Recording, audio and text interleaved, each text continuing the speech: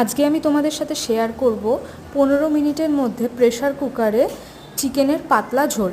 সেই মতন চিকেনটাকে ভালো করে ধুয়ে পরিষ্কার করে হলুদ, লবণ, তেল ও লেবু দিয়ে ভালো মতন মেখে নিলাম। তারপরে একে একে আদা বাটা, পেঁয়াজ বাটা, রসুন বাটা, লঙ্কা বাটা, জিরে বাটা, ধনে বাটা ও চিকেন মশলা দিয়ে ভালো করে চিকেনটাকে মেখে নিলাম এবং এটাকে আমি প্রায় আধা ঘন্টা মতন রেখে দেবো ম্যারিনেটটা হওয়ার জন্য।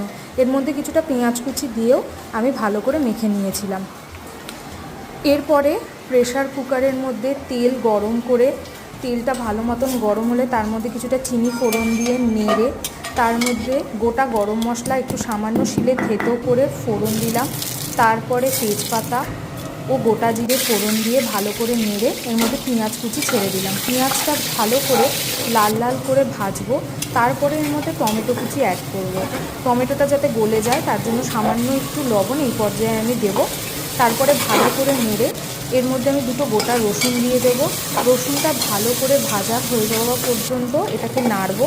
যখন দেখবো ভাজা হয়ে গেছে তখন এর মধ্যে আমি ম্যারিনেট করে রাখা চিকেনটা অ্যাড করে দেবো।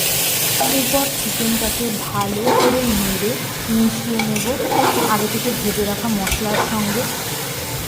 এই পর্যায়ে চিকেনটাকে ঘন ঘন একটু নাড়তে হবে, নাহলে নিচে লেগে যাওয়ার সম্ভাবনা থাকবে।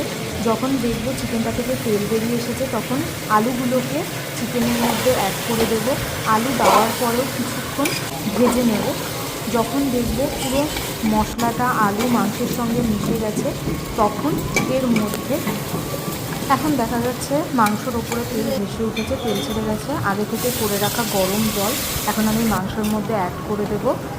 নেড়ে জলটা সম্পূর্ণ মাংসর সাথে মিশিয়ে প্রেসারের ঢাকনাটা ভালো করে বন্ধ করে দেব এবং জাস্ট দুটো সিটি পড়া পর্যন্ত অপেক্ষা করব।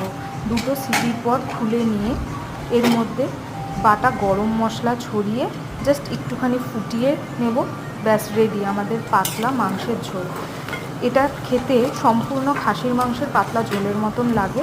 আপনারা চাইলে একবার ট্রাই করে দেখতে পারেন।